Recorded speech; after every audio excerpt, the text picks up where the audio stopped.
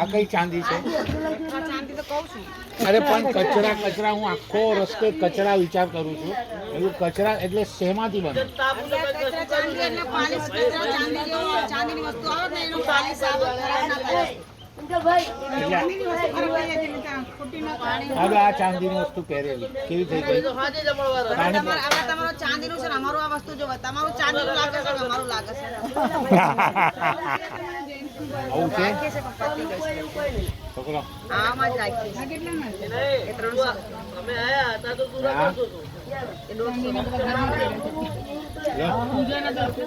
જરા ચાંદી એટલે હજુ બી મને સમજ નહીં પડી છે કે એમાં ધાતુ એને ન ખબર તો તમને શું ધાતુ કઈ છે તમને થોડી ખબર હોય. ઉપર ચાંદીનું પોલિશ છે એ ખબર હોય. જેટલું નોલેજ એટલું જ કહેવાનું છે.